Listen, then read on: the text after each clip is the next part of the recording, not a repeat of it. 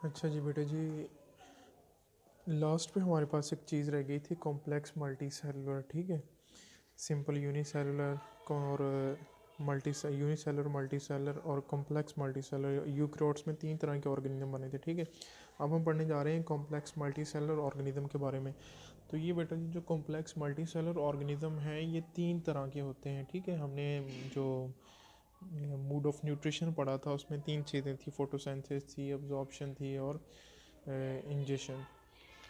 सबसे पहले हम फोटोसिंथेसिस को देखते हैं कि फोटोसिंथेसिस के अंदर कौन से ऑर्गेनिज्म आते हैं और उनका किंगडम कौन सा बनता है। तो यहाँ जो है कह रहा है कि फोटोसिंथेसिस वो ऑर्गेनिज्म करते हैं जो कि किंगडम प्लांटी से बिलोंग करते हैं। ठीक है, ऑटोट्रॉफ होते हैं, synthesize their food by photosynthesis. ठीक है, जैसे मॉसेस, ये भी प्लांट्स की एक टाइप है। Ferns and flowering plants, chapter 9 में इनके बारे में डिटेल से लिखा है, वहाँ जाके इसको स्टडी करेंगे। और जिनके पास ये सब ट्रेट्स मौजूद हों उनको हम कहते हैं कि ये किंगडम प्लांटी से बिलोंग करते हैं। ठीक हो गया, ये लें जी हमारे पास 3 किंगडम हो गए, किंगडम मोनेरा, किंगडम प्रोटिस्टा, जो पिछली स्क्रीन में दोनों को हम डिस्कस करके आए, और ये तीसरा हमारे पास अब किंगडम प्लांटी। तो दूसरे नंबर पे कह रहा है कि कॉम्प्लेक्स मल्टी सेलर में जो मूड ऑफ न्यूट्रिशन था वो है अब्जॉर्प्शन। अब्जॉर्प्शन यानी मैंने आपको डिटेल से समझाया था कि वो बॉडी के बाहर ही उस पर एंजाइम फेंकते हैं, एंजाइम फेंक के उसको डाइजेस्ट करते हैं और फिर उसको अब्जॉर्ब करते हैं न्यूट्रिएंट्स को। और ये कह रहा है कि मल्टी सेलुलर है इनको रेड्यूसर्स भी कहते हैं। ठीक है, दीज आर अब्जॉर्प्टिव हेट्रोट्रॉफ्स। ये क्या है, अब्जॉर्प्टिव हेट्रोट्रॉफ्स। लेक्चर के बिल्कुल स्टार्ट में ये टर्म जो है मैंने आपको बताई ये क्या चीज़ है, अब्जॉर्प्टिव हेट्रोट्रॉफ्स को। और कह रहा है कि इनको डीकम्पोजर्स भी कहा जाता है, ये डीकम्पोज करते हैं डेड डिकेइंग मैटर को। Live on organic matter. ठीक है, ऑर्गेनिक मैटर के ऊपर रहते हैं, सीक्रेट एंजाइम, वहाँ पे फिर एंजाइम फेंकते हैं, अब्जॉर्ब ऑर्गेनिक मॉलिक्यूल और वहाँ से फिर ऑर्गेनिक मॉलिक्यूल्स को अब्जॉर्ब करते हैं। जैसे कि यीस्ट फंजाई की एक किस्म है, मशरूम्स फंजाई की एक किस्म है, मॉरल फंजाई की एक किस्म है। तो ऐसा जिसके पास ये सब ट्रेट मौजूद हों, हम ऐसे इंडिविजुअल को कहते हैं कि this special individual belong to special kingdom fungi. ये लें जी, हमारे पास 4 किंगडम हो गए। आगे देखते हैं 5वां किंगडम किस तरह बन रहा है। नहीं, उसके बाद है अगला हमारे पास मूड इंजेशन। ठीक है, इंजेशन कौन से ऑर्गेनिज्म करते हैं, जो किंगडम एनिमेलिया, ये हम पहले भी पढ़ चुके हैं, एनिमल्स। ये कह रहा है कि यूकैरियोट्स और मल्टी सेलुलर हैं। ठीक है, इनको कंज्यूमर्स भी कहा जाता है, जो कि खुद नहीं बना सकते और किसी की बनी बनाई कंज्यूम करते हैं। और ये इंजेस्टिव हाइड्रोट्रॉफ्स, ये भी हम पढ़ चुके हैं। इंजेस्टिव हाइड्रोट्रॉफ्स क्या है, लेक्चर के स्टार्ट में शो मूवमेंट, ये मूवमेंट शो करते हैं। लेग सेलुलोज, इनके पास सेलुलोज नहीं होती, क्योंकि जारी बात है सेल वॉल ही नहीं है तो सेलुलोज कहाँ से आ जाएगी, क्योंकि सेलुलोज जो है यार बेसिक कंपोनेंट या basic material of cell wall. तो इनकी example birds, reptiles and mammals वगैरह। ठीक है अच्छा जी, अब ये तो सारा हमने पढ़ लिया है 5 किंगडम सिस्टम क्लासिफिकेशन। ठीक है, बिल्कुल एंड पे 2-3 लाइनें हैं, वहाँ मॉडिफिकेशन। ये 2 बंदे थे, एक लिन मार्गुलस और एक श्वार्ट्स। ठीक है, इन दोनों बंदों ने 1988 के अंदर जो है एक तरह की एक थ्योरी पेश की थी, और जिसमें इन्होंने कुछ जो थे वो आर्गुमेंट दिए थे, कुछ जो है ना वो स्टैंडर्ड सेट किए थे, 1 2 3 4, ये 4 स्टैंडर्ड सेट किए थे उन्होंने। जारी बात है अगर किसी चीज़ का हमने म्यार देखना हो ना तो हम वहाँ कुछ स्टैंडर्ड सेट कर देते हैं। जैसे कि मैं कहूँ कि मसलन मैंने बच्चों को एडमिशन देना है फर्स्ट ईयर के अंदर, अगर मैं कहूँ कि जिन्होंने मैट्रिक किया है वो सभी बच्चे आ जाएं, तो इसमें मेरे पास कोई अच्छी सिलेक्शन नहीं होगी। अगर मैं कहूँ कि जिन्होंने साइंस के साथ मैट्रिक किया है, जिन्होंने आर्ट्स के साथ किया है, अब मैंने 2 स्टैंडर्ड सेट कर दिए, अब मेरे पास थोड़ा अच्छा मटेरियल आ जाएगा। अब अगर मैं कहूँ कि जिनके 1000+ नंबर हैं, जिनके 950+ नंबर हैं, जिन्होंने मैट्रिक में साइंस पढ़ी, अगर इस तरह के मैं काफ़ी स्टैंडर्ड सेट कर दूँ तो मेरे पास एक्यूरेसी ज़्यादा आ जाएगी। तो इन दोनों बंदों ने भी ये स्टैंडर्ड सेट किए थे और इन स्टैंडर्ड को सेट करके इस किंगडम को मजबूत स्ट्रॉन्ग बनाया था, पहले से भी ज़्यादा स्ट्रॉन्ग बना दिया था। क्योंकि इस सिस्टम को भी काफ़ी साइंटिस्ट ने रिजेक्ट करने की कोशिश की, लेकिन इन दोनों बंदों ने इस किंगडम को सर्वाइव करवाने के लिए बहुत सारी कोशिश की, बहुत सारी एफर्ट्स की। तो इन्होंने क्या किया, कह रहा है कि लिन मार्गुलस एंड श्वार्ट्स 1998 के अंदर मॉडिफाइड क्लासिफिकेशन, ठीक है, उन्होंने इसको मॉडिफाई किया। जैसे उन्होंने स्टैंडर्ड क्या सेट किया, कह रहा है कि सेलुलर ऑर्गेनाइजेशन, जब हमने किसी ऑर्गेनिज्म को किंगडम के अंदर रखना है तो हम उसकी सेलुलर ऑर्गेनाइजेशन देखेंगे कि इसकी सेलुलर ऑर्गेनाइजेशन क्या है। कोई भी इंडिविजुअल नया डिस्कवर होता है ना, तो हम सबसे पहले देखेंगे उसकी सेलुलर ऑर्गेनाइजेशन क्या है, ये प्रोकैरियोट्स है, ये यूकैरियोट्स है। फिर हम उसका मोड ऑफ न्यूट्रिशन देखेंगे, ये अपने लिए खाना खुद बनाता है, ऑटोट्रॉफ है, हेटरोट्रॉफ है, सेप्रोट्रॉफ है।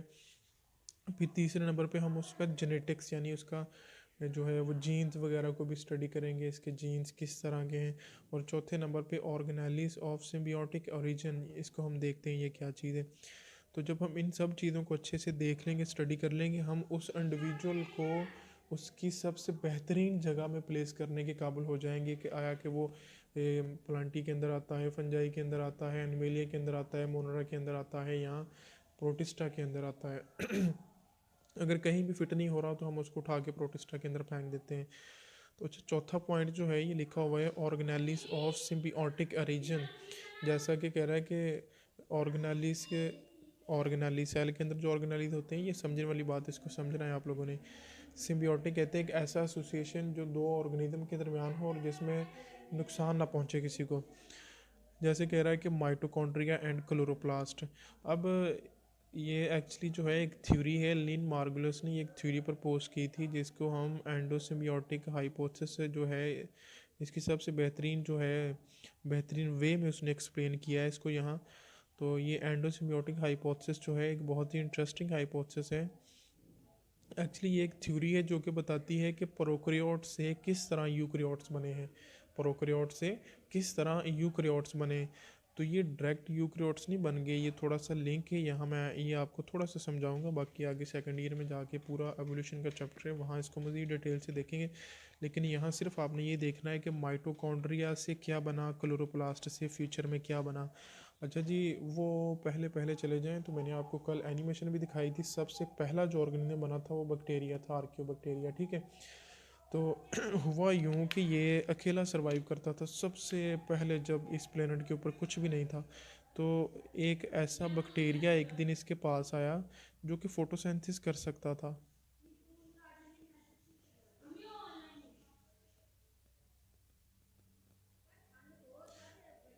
जो फोटोसिंथेसिस, और इस बैक्टीरिया का नाम था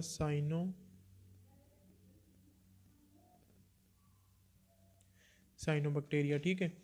तो इस बड़े बैक्टीरिया ने क्या किया कि ये बैक्टीरिया जैसे ही इसके पास आया, इसने इसको अपनी बॉडी के अंदर जो है इंजस्ट कर लिया, ये इसकी बॉडी में चला गया।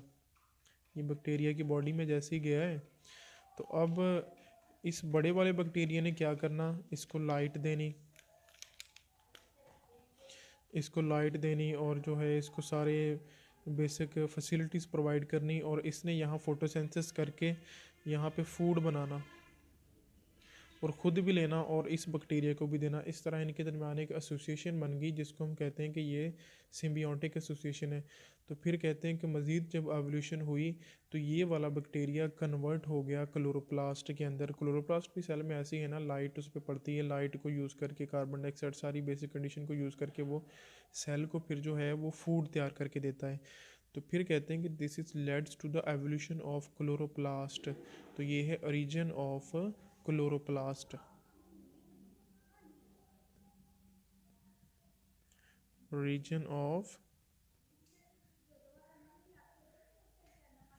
Reason of chloroplast.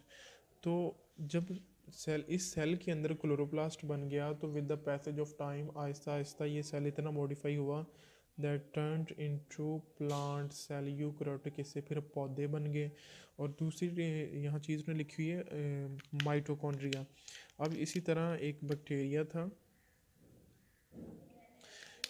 ये वाला आर्कियोबैक्टीरिया, ये वाला बैक्टीरिया, कह रहे हैं कि इस बैक्टीरिया के पास एक दिन एक ऐसा बैक्टीरिया चला गया जो कि एरोबिक रेस्पिरेशन करता था।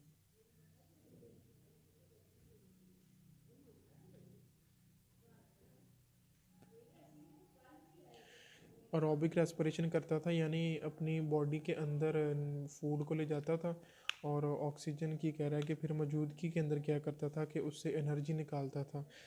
तो इस बैक्टीरिया ने क्या किया, इस वाले बैक्टीरिया को इंजेस्ट कर लिया, खा लिया।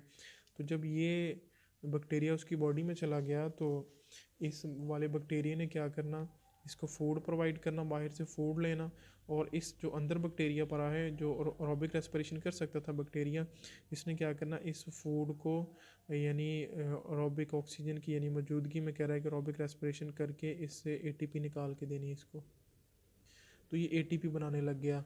तो माइटोकॉन्ड्रिया का भी यही काम है ना कि सेल को एटीपी प्रोवाइड करता है। तो दिस इज़ द एवोल्यूशन या origin of mitochondria, organelles of symbiotic region of mitochondria and chloroplast. तो ये फिर with the passage of time cell के अंदर माइटोकॉन्ड्रिया बना, माइटोकॉन्ड्रिया से फिर फर्दर दूसरे मज़ीद ऑर्गेनेलिस बने, और ये सेल डेवलप होते होते एक प्रॉपर एनिमल सेल में कन्वर्ट हो गया, जिससे फिर किंगडम एनिमेलिया के ऑर्गेनिज्म वजूद में आए। तो ये है एवोल्यूशन या symbiotic origin of mitochondria and chloroplast. अब देखो कि सिम्बियोटिक उसने इसलिए कहा कि ये वाला बैक्टीरिया बाहर इसको खा भी गया है, लेकिन देखो कि ये दोनों फिर एक दूसरे को प्रमोट सपोर्ट करते हैं ना, कि एक उसको फूड देता है, दूसरा उसको एटीपी बना के देता है। ये भी यहाँ उसको सारी बेसिक कंडीशन प्रोवाइड करता है, ये उसको फूड बना के देता है, खुद भी खाता है और ये भी खाता है। This led to the origin of chloroplast and this led to the origin of mitochondria. ये जी बेटा जी, ये आपका आज का टॉपिक था। इसको बहुत ही अच्छे से देख लेना है। ये क्लासिफिकेशन ऑफ ऑर्गेनिज्म आपकी कंप्लीट हो चुकी है, तो अब आपने मुझे देना है इसका टेस्ट कल इंशाल्लाह। तो मिलते हैं इंशाल्लाह फिर कल। थैंक यू, अल्लाह हाफिज़।